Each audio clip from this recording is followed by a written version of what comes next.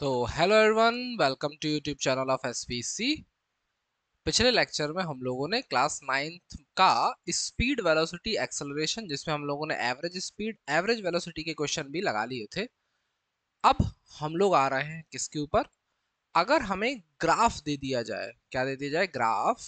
और एक एक्सिस पे हमसे कहे कि यार डिस्प्लेसमेंट है या डिस्टेंस है, दूसरे एक्सिस पे कौन है? टाइम है। या फिर हमसे कह दे कि एक एक्सिस पे वेलोसिटी है, दूसरे एक्सिस पे टाइम है। या फिर कह दे एक एक्सिस पे एक्सेलरेशन है, दूसरे एक्सिस पे कौन है? टाइम है। तो इन ग्राफ्स का किस तरीके से हम लोग इनको एलिब्रेट करेंगे और कैसे कहानी समझेंगे, और किस तरीके से अगर ग्राफ बना के कोई क्वेश्चन आ गया तो उसको सॉल्व करेंगे, ये हम लोग इस लेक्चर में सीखने वाले हैं। ठीक है, तो आओ हम लोग बात करते हैं सबसे पहले किसकी? डिस्प्लेसमेंट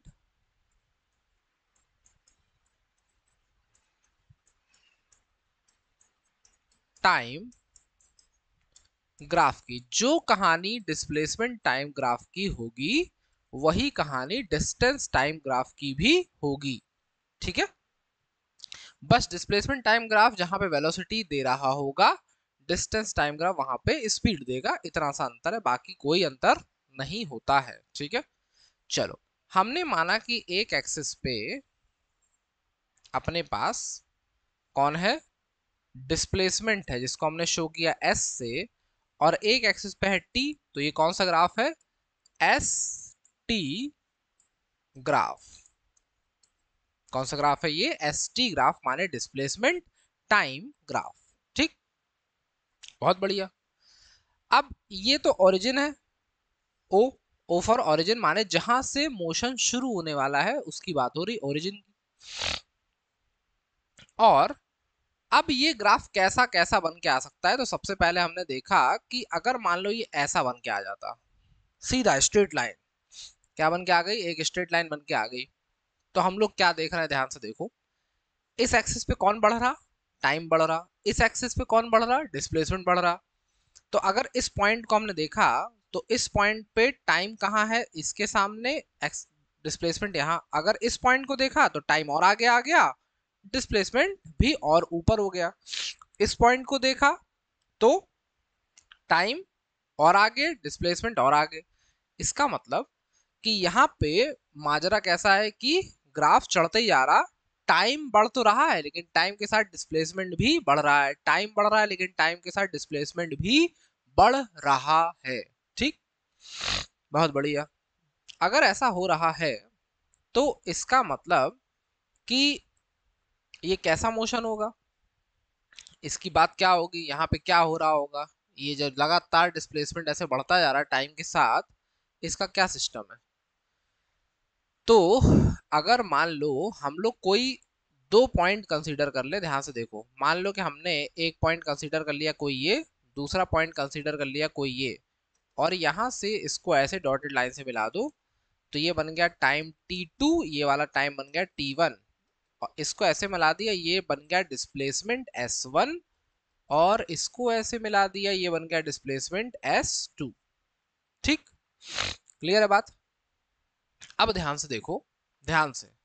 अगर मान लो इसको ऐसे सामने मिला देते, तो ये एक छोटा सा ट्राइंगल बनता हुआ दिखाई दिया, दिखाई दिया। अगर इसको यहाँ पे एक एंगल ले लेते थीटा, क्या ले लेते? Angle theta. तो जो थीटा होगा, एक बात अभी, क्योंकि नाइन्थ में उसलिए नहीं पता है, लेकिन टेंथ में आओगे तो पता चलेगी कि टेन थीटा जो होता है वो परपेंडिकुलर अपॉन क्या होता? बेस होता है। टेन थीटा क्या होता है? Perpendicular upon base. और टेन थीटा को हम लोग पता क्या कहते हैं? कहते हैं स्लोप। क्या कहते हैं? स्लोप। स्लोप का मतलब होता है ढाल। जैसे कोई चीज इतना है, इतनी, तो इसकी स्लोप कम है। इतना हो गया तो स्लोप क्या हो गया? ज्यादा। यहां से अगर मानो तुम फिसलते तो तेजी से आते, यहां से फिसलोगे तो हो सकता है तुम्हें खुद ही खिसक खिसक के आना पड़े। हो सकता है ऐसी बात। तो टेन थीटा किसको शो करता है? स्लोप को। और स्लोप क्या होता है? Perpendicular upon base. ठीक है, तो हम लोग इसी कहानी को यहाँ यूज करेंगे कि अगर ये यहां से यहां तक S1 है, यहां से यहां तक S2 है, तो ये इतना कितना बचा? माने इतना कितना बचा? S2 minus S1। तो ये कितना है? S2 minus S1। और ये टाइम यहां से यहां तक, इतना टाइम कितना है t1, इतना टाइम कितना है t2, ये t1 ये t2, तो ये कितना बचा t2 माइनस t1। तो इसका मतलब इसके सामने जो परपेंडिकुलर है वो क्या बन रहा है, जो टेन थीटा हमारा आ रहा है परपेंडिकुलर, वो क्या है s2 माइनस s1। जबकि बेस कौन आ रहा, t2 माइनस t1, बेस कौन आ रहा t2 माइनस t1, तो ये क्या हो गया t2 माइनस t1। अब ध्यान से देखो, s2 माइनस s1 इसका मतलब change of displacement, s2 minus s1 माने पहले डिस्प्लेसमेंट इतना था अब इतना हो गया, इसका मतलब तुम क्या कह रहे हो कि डिस्प्लेसमेंट में चेंज आ गया है, डिस्प्लेसमेंट में क्या हो गया है, चेंज आ गया है। तो हमने इसको लिख दिया ऐसे डेल्टा एस। बोलो कोई दिक्कत है, नहीं है। और T2 माइनस टी वन क्या है कि ये टाइम इंटरवल है, T2 माइनस टी वन क्या है, टाइम इंटरवल माने टाइम का चेंज, तो इसको लिख दिया हमने डेल्टा टी। और ये क्या था टेन थीटा, माने कि क्या है स्लोप, ठीक है। तो इस टेन थीटा की जगह आप स्लोप लिख देते हैं डायरेक्ट, क्या है ये स्लोप है।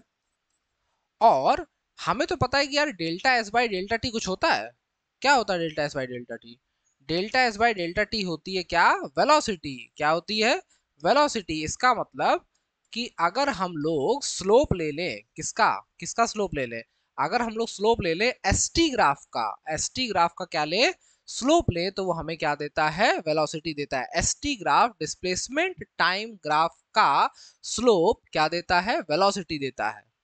ठीक, क्लियर है मैटर, ठीक है। तो ये बात हमारी क्लियर हो गई कि अगर इसका स्लोप लेते तो आ जाती हमारे पास वेलोसिटी, ठीक है, ठीक है। अच्छा, एक बात बताओ कि मान लो ये ग्राफ एकदम बीचों बीच ऐसे चलता, बीचों बीच, और सेम टाइम इंटरवल ऐसे कंसीडर कर लिया हमने कई सारे, और सेम टाइम इंटरवल जब कंसीडर किया तो यहाँ पे हमने मान लो एक ग्राफ ऐसे बना दिया कि 0, 2 सेकंड, 4 सेकंड, 6 सेकंड, 8 सेकंड, यहाँ पे कौन है टाइम है इन सेकंड्स। इस एक्सिस पे क्या ले रहे हैं हम, टाइम ले रहे हैं किसमें, सेकंड्स में। और इस एक्सिस पे हम लोग डिस्प्लेसमेंट ले रहे हैं किसमें, इन मीटर्स में, डिस्प्लेसमेंट इन मीटर्स। और हमने दे दिया कि ये 5 मीटर हो गया, ये 10 मीटर हो गया, ये 15 मीटर हो गया, ये 20 मीटर हो गया। तो ध्यान से देखो, ध्यान से देखो एकदम, 2 सेकंड में कितना चला, 5 मीटर। अगले 2 सेकंड में भी कितना चला, 5 से 10 माने 5 मीटर। अगले 2 सेकंड में भी कितना चला, 5 मीटर। अगले 2 सेकंड में भी चला कितना, 5 मीटर। इसका मतलब ये कैसा मोशन है, ये यूनिफॉर्म मोशन है। ये ग्राफ किसको रिप्रेजेंट कर रहा है, यूनिफॉर्म मोशन को, ठीक है। और यूनिफॉर्म मोशन कब होगा, जब वेलोसिटी भी कैसी होगी, माने t1 अगर t2 के बराबर है तो s1 को s2 के बराबर होना पड़ेगा, इसीलिए वेलोसिटी भी क्या होंगी, बराबर होंगी, वेलोसिटी भी क्या होंगी, बराबर होंगी। ये यूनिफॉर्म मोशन की बात है। सेम टाइम इंटरवल में अगर सेम सेम डिस्प्लेसमेंट कवर करेगा तो वेलोसिटी भी क्या होगी, सेम सेम। ठीक, समझ में आ गई बात, क्लियर है मैटर, इसमें कोई दिक्कत नहीं है, ठीक है। अच्छा, मान लो तुमसे कहता कि बेटा ग्राफ ऐसा बना, देखो इस एक्सिस पे t, इस एक्सिस पे s, और टाइम बढ़ता जा रहा, टाइम क्या हो रहा, बढ़ता जा रहा, और डिस्प्लेसमेंट क्या हो रहा है, ऐसे बना दिया हमने कि ये डिस्प्लेसमेंट का ग्राफ है। टाइम बढ़ रहा है, डिस्प्लेसमेंट में कोई चेंज नहीं आ रहा, डिस्प्लेसमेंट उतना ही बना हुआ है। इसका मतलब, इसका मतलब कि इसकी कहानी लग चुकी है, यहाँ पे कोई वेलोसिटी तुम्हारी जो है चेंज नहीं हो रही, माने डिस्प्लेसमेंट क्या हो रहा, बदल नहीं रहा। s2 माइनस s1 स्लोप कितना आ रहा, देखो ध्यान से देखो, ध्यान से ध्यान से ध्यान से, अगर ऐसा है तो स्लोप, ऐसा है तो और स्लोप, ऐसा है तो स्लोप जीरो। इसका मतलब ऐसी सिचुएशन में स्लोप क्या हो गया, जीरो। अगर स्लोप जीरो है तो वेलोसिटी क्या हो गई, जीरो। माने कि अगर ग्राफ ऐसा दिखे तो यहाँ पे क्या समझ जाओगे कि वेलोसिटी कितनी है, जीरो है। टाइम बढ़ता जा रहा है, डिस्प्लेसमेंट में कोई चेंज नहीं आ रहा, इसका मतलब ये क्या है, वेलोसिटी कैसी है इसकी, जीरो है, ठीक है, बहुत बढ़िया। तो ये हो गई डिस्प्लेसमेंट टाइम ग्राफ की कहानी। डिस्टेंस टाइम ग्राफ में अगर तुम स्लोप लेते तो तुम्हें स्पीड मिलता, ठीक। तो क्या मिलता, अगर हम लोग एस टी, एस टी को कहते हैं डिस्प्लेसमेंट टाइम ग्राफ का स्लोप, हम लोगों को देता है क्या, वेलोसिटी। लेकिन अगर डिस्टेंस टाइम ग्राफ होता, कौन होता, डिस्टेंस टाइम ग्राफ, तो इसका जो स्लोप होगा वो हमें देगा क्या, स्पीड। ये क्या देगा, वेलोसिटी। ठीक है, क्लियर है मामला एकदम।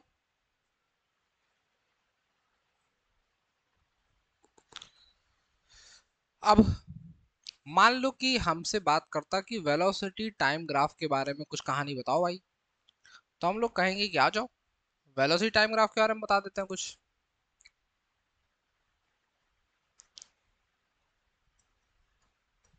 वेलोसिटी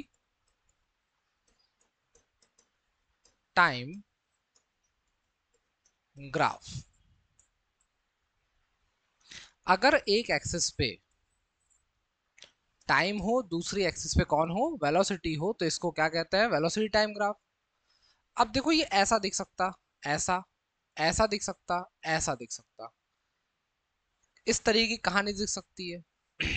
अब यहाँ पे क्या हो रहा, देखो ध्यान से, देखो ध्यान से, एकदम ध्यान से। टाइम ऐसे बढ़ रहा, वेलोसिटी ऐसे बढ़ रही। तो इस पॉइंट को पकड़ा मान लो तो टाइम इतना, वेलोसिटी इतनी। इस पॉइंट को पकड़ा तो टाइम इतना, वेलोसिटी और बढ़ गई। इसको पकड़ा तो वेलोसिटी और बढ़ गई, माने कि वेलोसिटी टाइम के साथ लगातार बढ़ती जा रही है।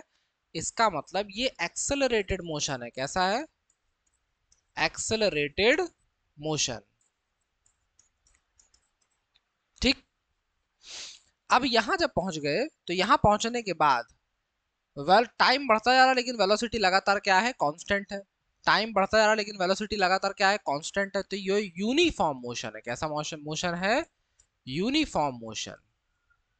जब टाइम बढ़े लेकिन वेलोसिटी में चेंज ना आए तो इसको कौन सा मोशन कहता है, यूनिफॉर्म मोशन।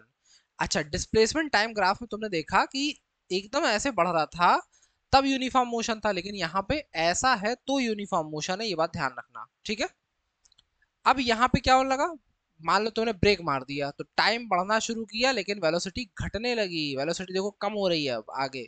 तो ये कैसा मोशन है, रिटार्डेड मोशन। एक्सेलरेशन का जो उल्टा वर्जन होता है वो क्या होता है, रिटार्डेड मोशन। माने कि जब तुम गाड़ी में एक्सेलरेटर कर लेते हो तो एक्सेलरेटेड मोशन है, लेकिन जब तुम ब्रेक मारते हो तो उस समय भी तो क्या होता है, चेंज होता है वेलोसिटी में, लेकिन वो चेंज कैसा कहलाता है, रिटार्डेड मोशन। माने डिसेलरेशन।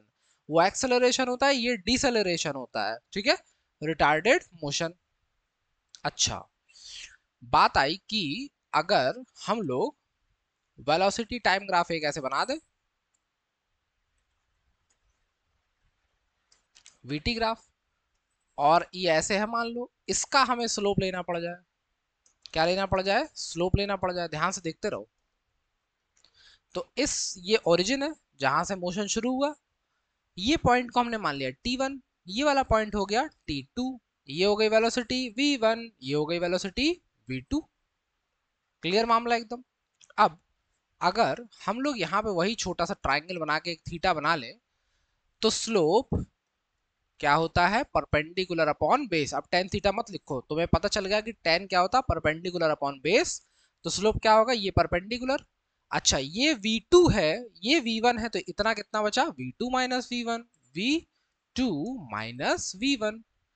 ये पूरा T2 टाइम है, ये T1 टाइम है, तो ये कितना बचा, T2 माइनस T1। तो ये हमने लिख दिया T2 माइनस T1।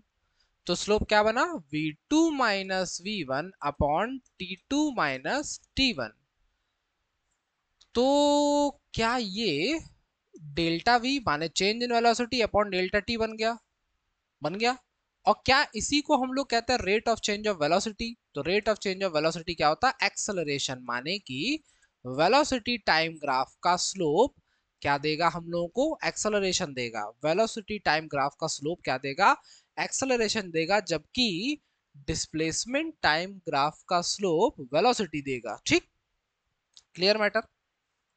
ठीक है, अब कह रहा कि यार एक काम करो, सब ठीक है कहानी, अब तुम ये बता दो हमको कि अगर हमने तुम्हें एक वेलोसिटी टाइम ग्राफ दिया और वो ग्राफ हमने तुम्हें मान लो दे दिया कुछ भी ऐसा ऐसा आड़ा तिरछा कुछ ही बना के दे दिया इस तरीके का, और हम तुमसे पूछ ले कि ये जो एरिया है ये क्या है, ये जो एरिया है क्या है, ये इसकी बात करें, तो हम लोग कहेंगे यार ये एरिया क्या है भाई, एरिया कैसे निकाला जाए। तो जो एरिया होगा उसको निकालने के लिए तुम क्या, जब भी तुम्हें एरिया निकालना हो तुम सीधे सीधे कहो कि यार ये क्या है v और ये क्या है t, v और t, अगर v और t का मल्टीप्लाई करा दो तो v का यूनिट क्या होता, मीटर पर सेकंड, और टाइम का यूनिट क्या होता, सेकंड, तो सेकंड सेकंड कटा बचा कौन, मिनट।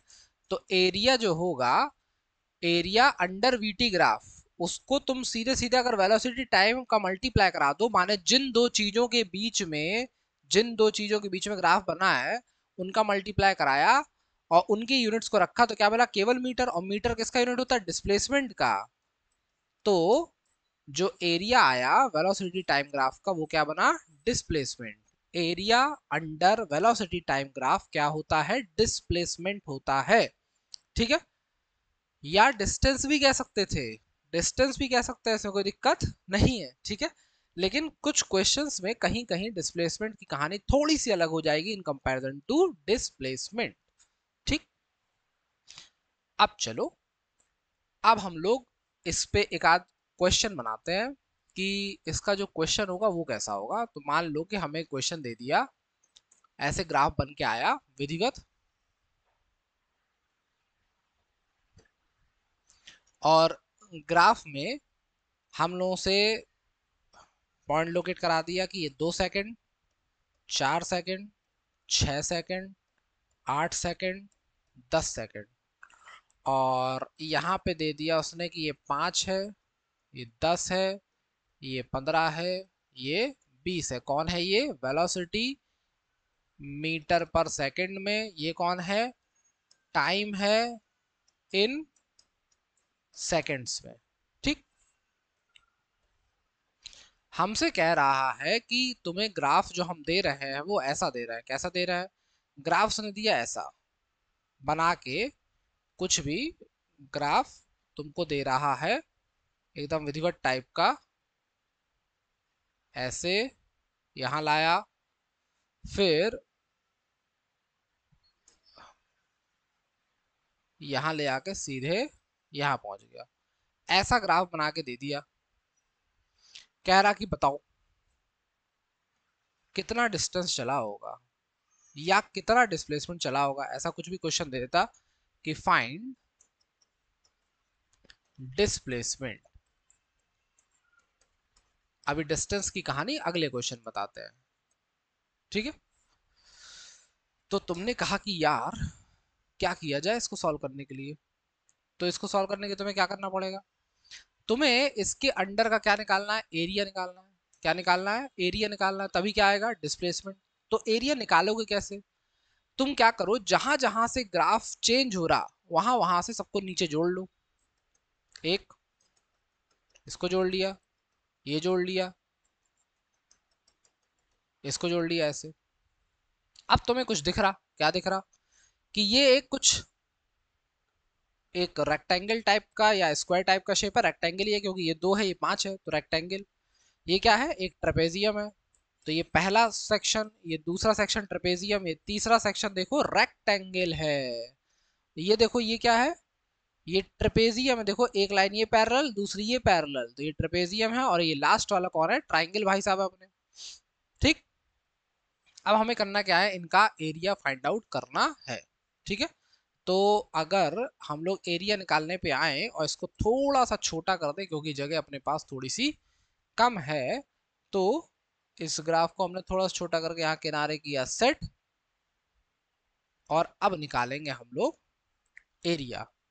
तो एरिया ऑफ वन क्या है, ये रेक्टेंगल क्या होती, लेंथ इंटू ब्रेड्थ, तो 2 इंटू 5 कितना आया, 10 मीटर।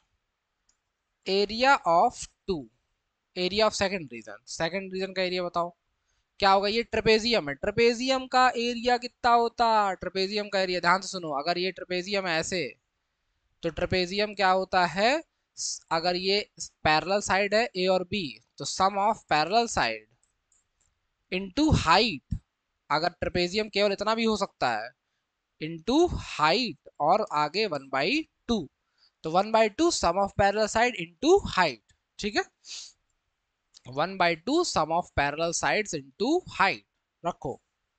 एरिया ऑफ टू क्या होगा, half sum of parallel side, देखो एक ये है, एक ये है, ये कितनी है 5, ये कितनी है 10, तो 5 + 10 और इनटू हाइट दोनों के बीच की कितनी है 4 और ये 2, तो 2 और 4 के बीच का गैप कितने का है 2 का, तो ये 2 से 2 कैंसिल, 5 और 10 15, ठीक।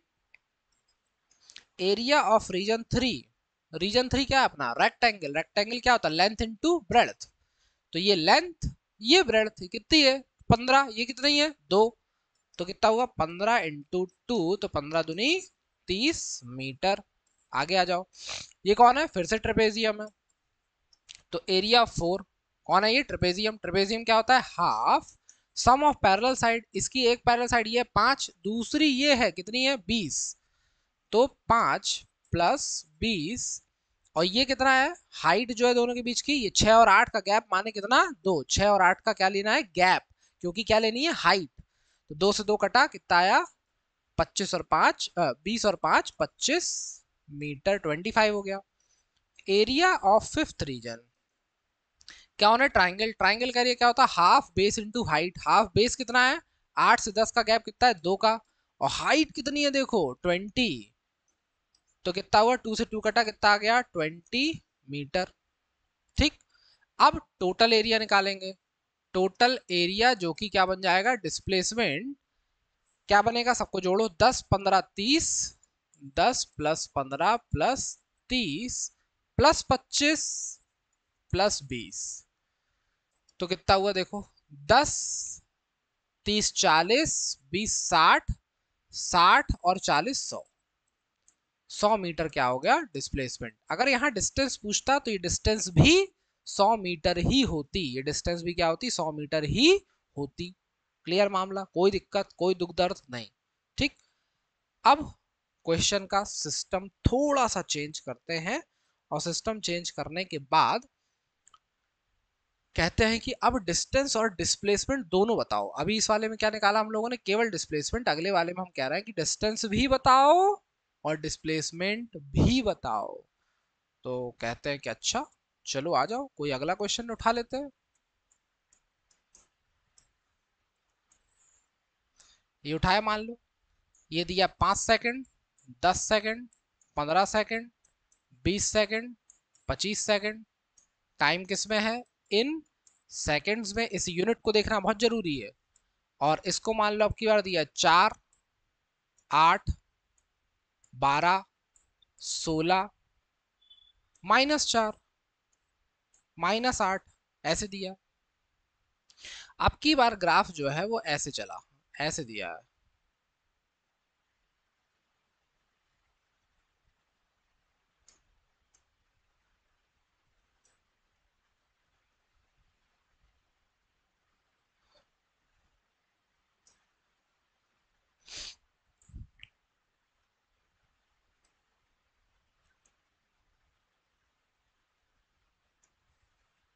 ये बनाया, यहां लाया, यहां लाने के बाद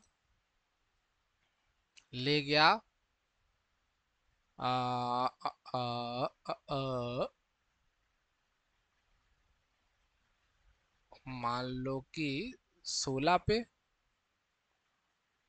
या इधर ले आते हैं 16 पे, ये ऐसे, फिर ले गया 20 को चीरता हुआ नीचे -8 पे, और ये ऐसे जुड़ गया, या इधर नहीं भी जोड़ के दिखाओगे केवल ऐसे दिखा दिया कि हाँ ये बना है ग्राफ, तो बताओ क्या होगी कहानी, ठीक है। ये ग्राफ पहुंच गया कहाँ तक इधर तक, जो कि -8 से थोड़ा सा नीचे दिख रहा है, लेकिन समझो कि -8 तक ही है। तो अब क्या करें, अब चाहिए इसका एरिया, तो एरिया तुमसे कह रहा कि फाइंड करो डिस्टेंस और डिस्प्लेसमेंट। ठीक, तो हम क्या करेंगे, वही हर जगह से जोड़ लिया, इसको जोड़ लिया, ये कितना है 25। अब क्या करोगे, एरिया निकालोगे। एरिया ऑफ रीजन 1 क्या होगा, एरिया ऑफ रीजन 1 क्या है, ये ट्रेपेजियम, ये 1 है, ये 2 है, ये 3, ये 4 और ये 5। तो ट्रेपेजियम का एरिया क्या होता है, half sum of parallel side, ये कितना है 0 से 8, तो 8 प्लस ये 5 4, ये कितना हो गया हाइट 4, और ये गैप कितने का है, जो हाइट है दोनों के बीच की कितना है 5। तो 8 और 4 12, 12 को 2 से काटा 6, 6 5 जा 30 मीटर। फिर एरिया ऑफ रीजन 2, 2 क्या है, एक रेक्टेंगल टाइप की चीज है, तो ये कितना है 10 और 5 के बीच का गैप 5, और ये हाइट कितनी है 4, तो कितना आया 5 4 जा 20 मीटर। बताओ, कोई दिक्कत नहीं। फिर हमने निकाला कि एरिया ऑफ रीजन 3, रीजन 3 क्या है, ट्रेपेजियम फिर से है, तो half sum of parallel side, ये कौन है 4, ये कौन है 16, तो 4 प्लस 16, और बीच का गैप कितना है 5। चलो 16 और 4 20 divided by 2 10, 10 into 5 50। Area of region 4, 4 क्या है ट्राइंगल, ट्राइंगल क्या होता है half base into height, base कितनी है 5, हाइट कितनी है भाई साहब 16, तो तुमने 2 से 16 को डिवाइड किया, बचा कितना 8, 8 5 जा 40। ठीक है, और इसके बाद कहानी आई एरिया ऑफ फिफ्थ रीजन, ये कितना है, ट्राइंगल दिख रहा है, ट्राइंगल माने हाफ बेस, बेस कितना है 5, और हाइट कितनी है, हाइट कितनी है इसकी 8। एरिया कभी माइनस में नहीं होता, ये बात पता होनी चाहिए सबको, ठीक है, इसीलिए -8 नहीं ले रहे हैं। तो ये कितना हो गया, 2 से डिवाइड किया 4, 5 4 जा 20 मीटर। ठीक है, अब कहानी देखो ध्यान से, अगर हमें निकालना था डिस्टेंस और डिस्प्लेसमेंट, तो डिस्टेंस में हमने क्या किया 30 20 ऐड करना शुरू करो, 30 प्लस 20 प्लस 50 प्लस 40 प्लस 20। ठीक है, और डिस्प्लेसमेंट में 30 प्लस 20 प्लस 50 प्लस 40 माइनस 30, इसी को ध्यान रखेंगे, जो भी एरिया नीचे होगा, जो भी एरिया कहाँ होगा नीचे होगा, उसको क्या करोगे माइनस करोगे। ठीक, उसको क्या कर दोगे माइनस कर दोगे, जो भी एरिया कहाँ जाएगा नीचे। यही डिस्टेंस और डिस्प्लेसमेंट निकालने में थोड़ा सा अंतर है। तो कितना हो गया 50 50 100 और 160, तो ये कितना हो जाएगा 130 मीटर। ठीक, इस तरीके से तुम अब कोई भी ग्राफ तुम्हारे सामने आएगा तुम उसका क्या करोगे, निकाल लोगे डिस्टेंस और डिस्प्लेसमेंट। ठीक है, ठीक है, अगर मान लो कि तुमसे कहता कि चलो टी दे दिया, वी दे दिया, और ग्राफ ऐसे बना दिया 10 20 30 40, यहाँ पे तुमको दे दिया कुछ 5 10 15 20, किसमें मीटर पर सेकंड में, ये किसमें दिया है इन सेकंड्स में, और ग्राफ जो बनाया वो ऐसे बना दिया।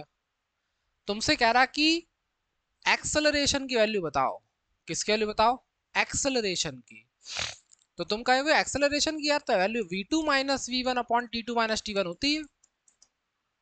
ठीक है, अब वो कह रहा कि कुछ पॉइंट भी दे दिया, मान लो फाइंड एक्सेलरेशन फ्रॉम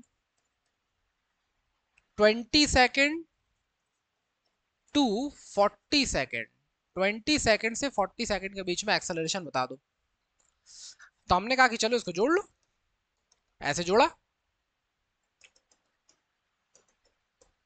और ये क्या है स्लोप, थीटा। तो परपेंडिकुलर अपन बेस लेना है। अगर ये 10 है और ये 20 है तो ये कितना बचा, 10।